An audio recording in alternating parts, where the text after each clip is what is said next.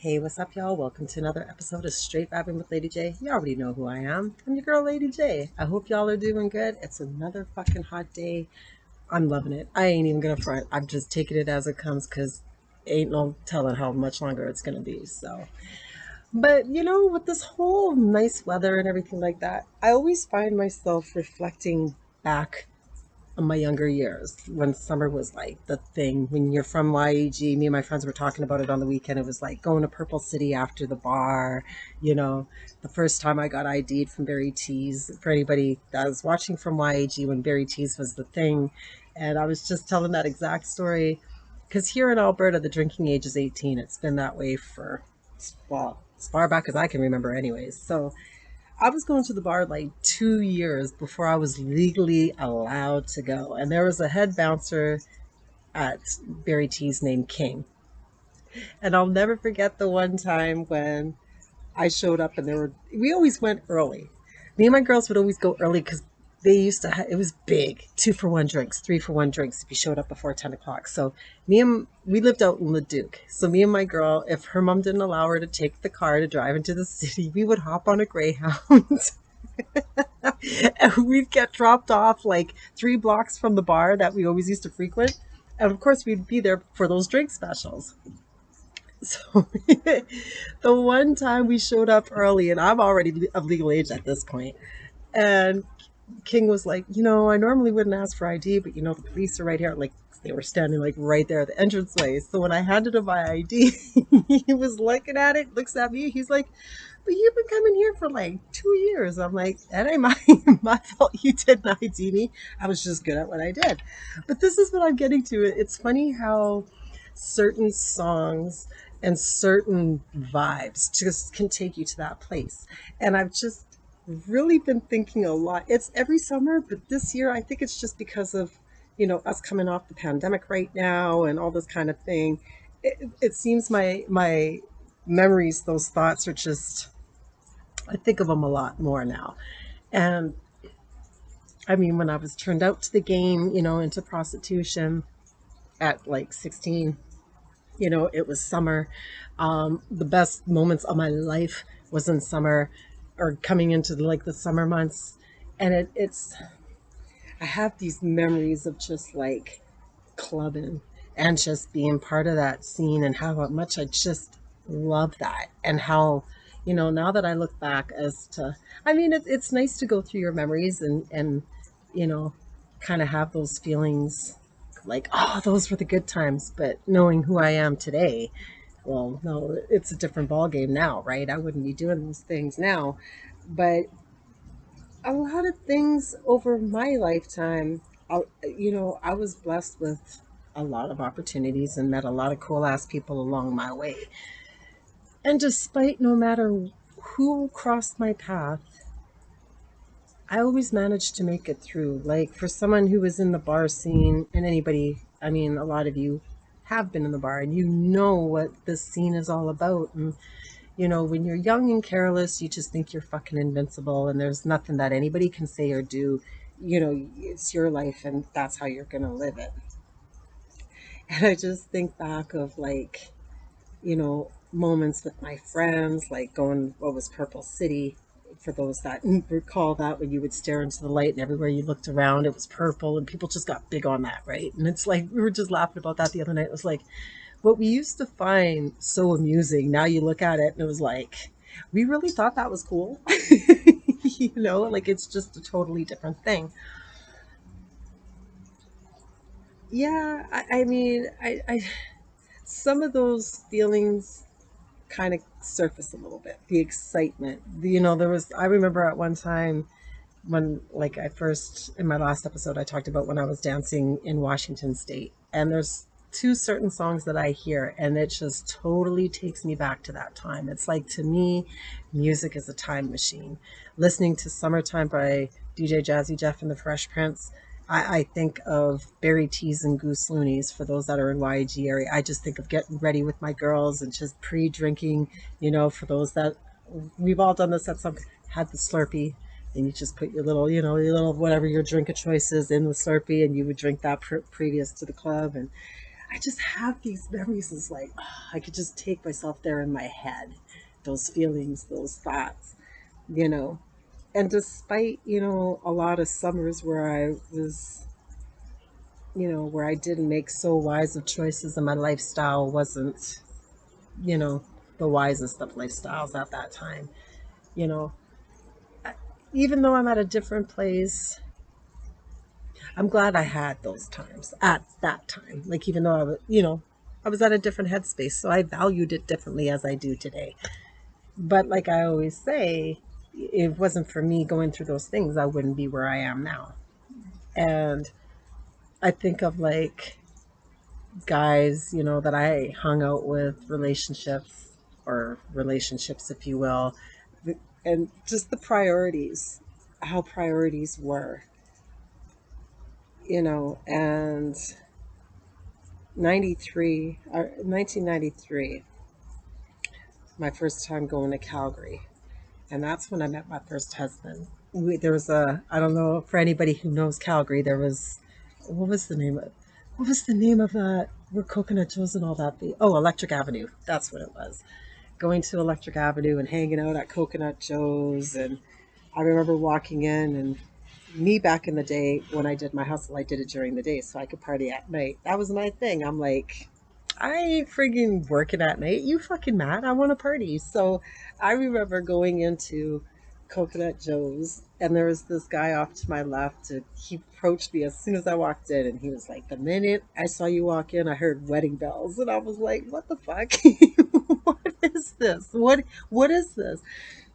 So through that moment, I hung out with him and I met his boys and stuff. And one of his boys ends up turning out to be my husband.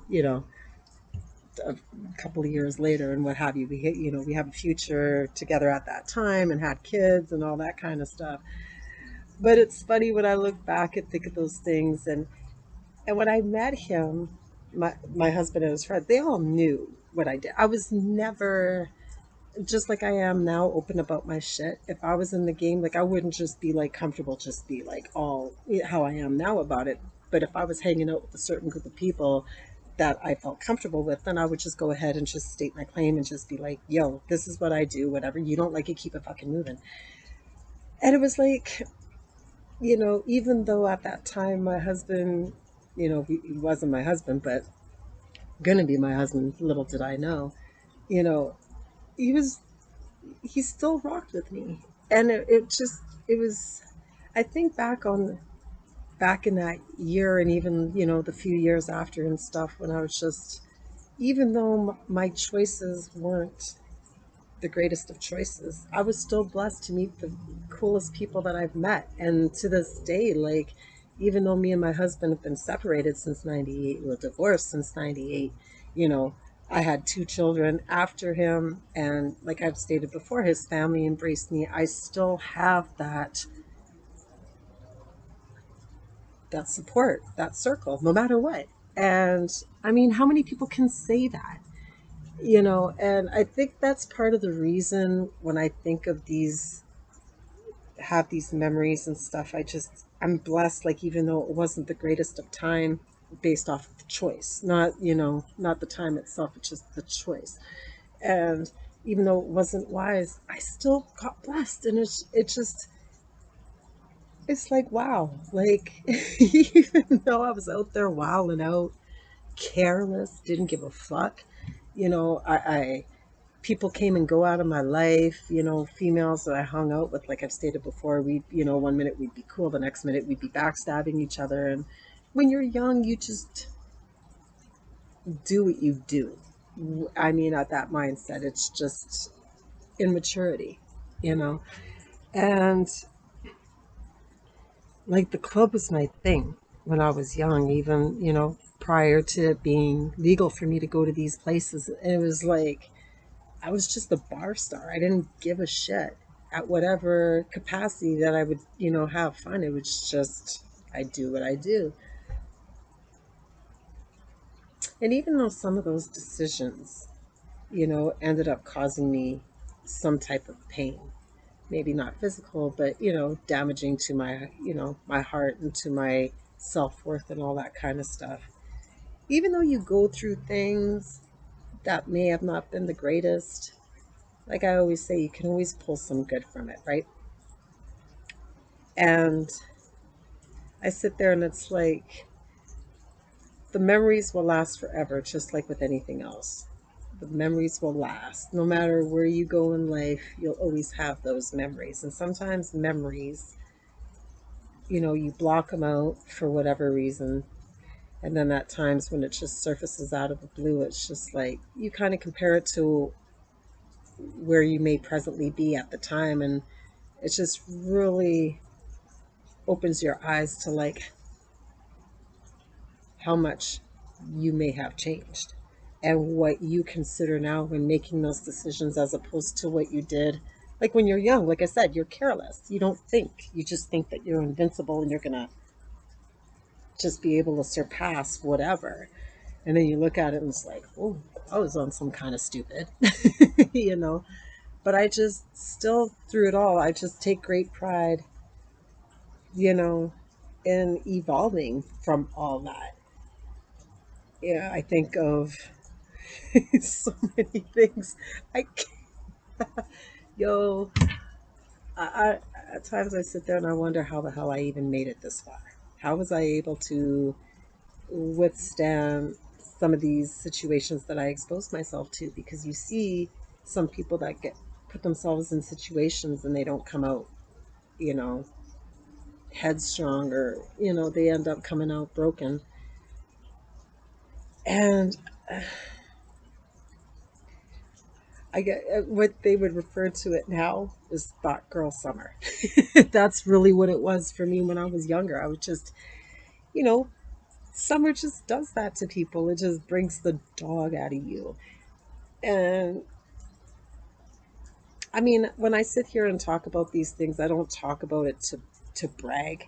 I don't. I just sit here and talk about it as my memories and just kind of where my head space was at that time. And I didn't care who said what.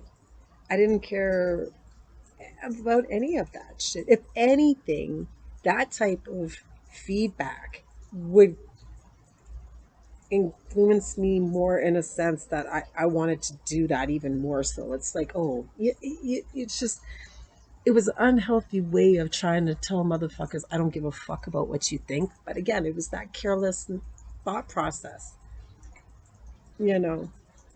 And I've been very fortunate to, you know, be spared of things that could have been way more damaging. And I've heard of stories from people that I know personally that had been through similar like situations and came out of that on some really fucked up shit and even ended up broken.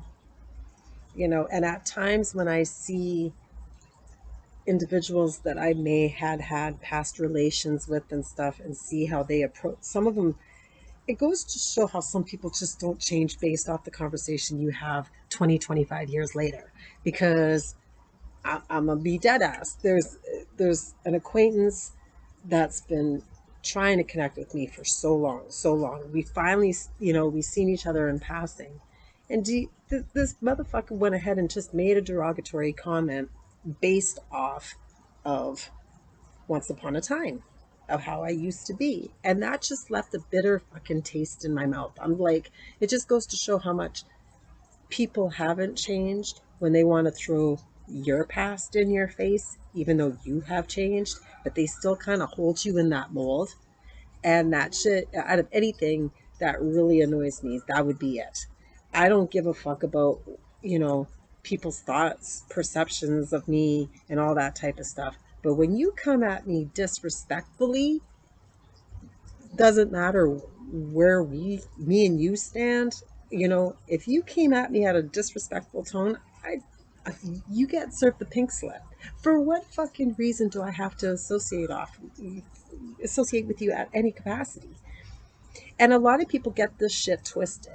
And I'm almost certain that people that I know personally, that is watching this was like, oh yeah, Lady J this, Lady J that. Well, if you're still holding me in that same mold like that individual did, that says a lot about you.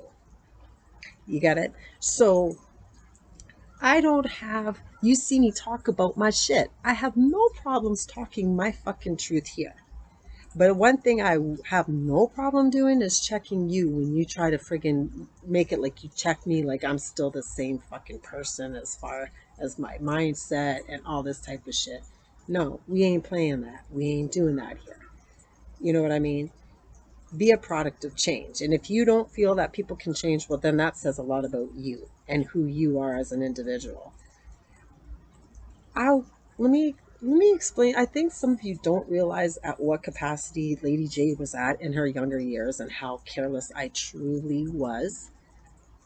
Truly, truly careless. Like at any fucking level straight. Like when I was talking about my first husband earlier, he knew I was in the game. And when we got married, I, in my head, figured, okay, so now that I'm married, I'm going to evolve as this person that I so want to be. As much as I put myself out there and got disrespected by men, I still seeked to be loved unconditionally and to be like a wife and to have a family and all this kind of stuff. But at the age of 20, and when you've subjected yourself to a certain type of lifestyle, to try to flip it and think that just to put yourself in that situation, you're going to come through and just change. It's a mindset to change. It isn't just because you throw yourself in the fucking in the mix that it's just going to change up, because depending what your mindset is at that time that you throw yourself into that equation, you're not thinking clearly, or the decisions you make are still not wise ones. You're still kind of in that selfish mindset, right? So for me, I was really blinded to think that when I married this man, we had two kids and everything like that. We got married in 97, and I just figured I was just going to be able to just be this housewife. Well, I was, how? I was just about to turn 22. I wasn't ready. I wasn't ready. I thought I was. But it seemed like when I put myself in that situation, for myself, it seemed to bring it out even more. And I lived a double life. I, you know, cooked meals and I raised the two kids and all this kind of stuff. And then my husband would come home and there I would be just within a couple hours of having dinner and stuff like that. I'd be out the door just living like I didn't have a husband. Yeah, I may have had kids, but even still, again, it was that whole thing. And when I look back, when I talk about my memories and stuff, yes, there's memories, but then I sit there and I'm like, I know I can't go back and change it. I can't, oh, I shoulda. It's already done and gone. But to sit there when I look back and I'm like, me and my ex-husband, we're in a good place. We're really good friends. We hang out, his family, like I've told you, his family still embraces me and my kids, even though we had two after. But at times I still feel not like where I'm beating myself up, but I sit there and I was like, man, you could tell my mindset was fucked because I really inflicted, not realizing that I was inflicting, hurt on this individual, but I really did screw him over, you know, took the vows of I do and broken it and just totally just did, it was just mindless. And when I see those things, like I say, I can't go back and change things. And if there was anything in my life that I would have changed, what would I change? Again, had I not gone through everything that I've been through in my life, I wouldn't be where I am today and I wouldn't have the insight that I do. However, that doesn't mean that I still can't feel some type of way and feel bad for inflicting some type of hurt on somebody that I do love as a person, someone that I shared my past with and what have you. But we just get this false perception of shit. You know what I mean? And when you finally learn to love yourself, you sit there and it's like, fuck. You think twice of certain things. You know, when you're going through a transition, hi, how are you?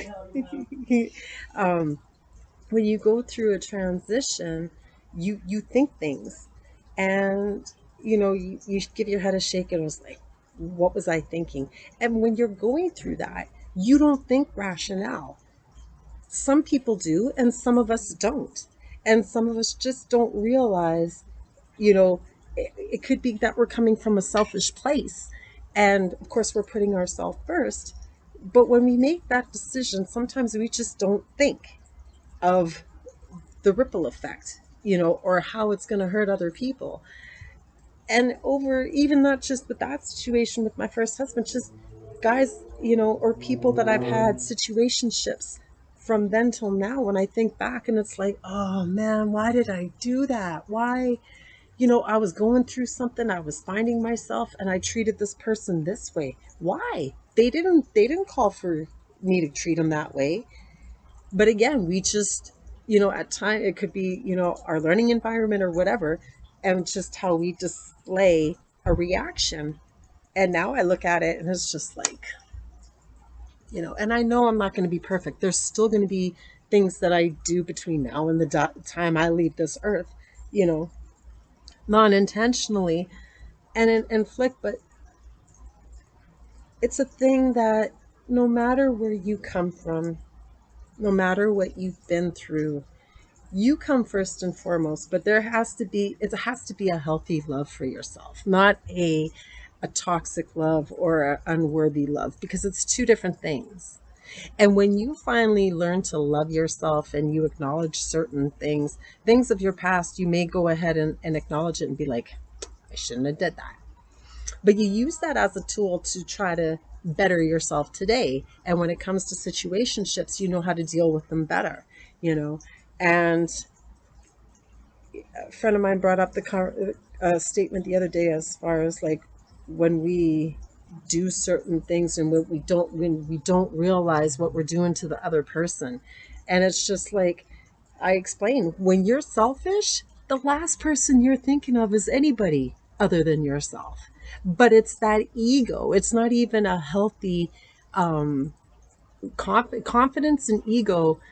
To me, are two different things. And I hate people that have a fucking are very egotistical and very cocky, because I find those motherfuckers ain't shit. They think they're invincible. In actuality, they're not. But the thing is when you're confident in yourself and you carry yourself a certain way, the way you project love and understanding is different. And now I sit there and it's just like I'll pull myself away from a situation quickly, as opposed to having someone there while I'm going through it. As much as people want to be there and help you, sometimes you just need to separate yourself to to do it on your own. You get what I'm saying? Yes, it works for some people that you have tools that are utilized or given to you that you can utilize to handle the situation better. But for me to prevent, in my mind, when I do it, to prevent possible, inflicting more pain, I'll just remove myself from the situation just to prevent that. Not because I'm being unhealthy selfish, but because I'm being healthy selfish. You know what I mean? Like it's like, oh, okay, let me deal with this in a more rational way than going ahead and reacting like I normally would with that person right there witnessing. And then you get what I'm saying? So when I think back of summers, my summer thoughts, every summer I go through this, but just even now more so. And to think of my selfish ways and how I hurt people as to how I look at it today is just two totally different things. And even though I've got some amazing memories of my summers in past, you know, I'm gonna have that much better of memories now because of how I decide to deal with people, how I decide to respond, how not to respond. And you hear me, and I'm going to keep saying it. It's a healthy love. So, with that being said, I just got to say to you, people and memories will always be there. But also know that through those memories, you know, maybe take a moment to look back as to where you were at that time of that memory and see how much you have changed, if you've evolved more of a person or not. And sometimes those things just may put things in perspective for you as to what you may need to do for yourself to be a better version of you, you know. And I'm sure there's a lot of you that are going through it. with the summer. And I know I'm not the only one having the summer memories, but summer just does that to people. No matter at what level of their life that they're at, it just brings back a lot of feel goods, as long as a lot, possible feel bads. So while you're tripping down memory lane this summer, be safe out there. Make wise decisions for yourself first and foremost, to protect yourself, not damage yourself, and not to damage the people around you. You get what I'm saying? So the next episode that you will see, it may be on location of my secret location of where I'm going to be. So I look forward to vibing with y'all on Sunday. Until then, have a super blessed day. Thank you for spending this time with me. Again, you could have been doing anything and you take the time out to vibe out with me. Thank you for the love and support. It means everything to me. So until the next vibe session, whatever your vibe is, keep vibing it. I love you. God bless. Kings and queens, and I'm out. Mwah.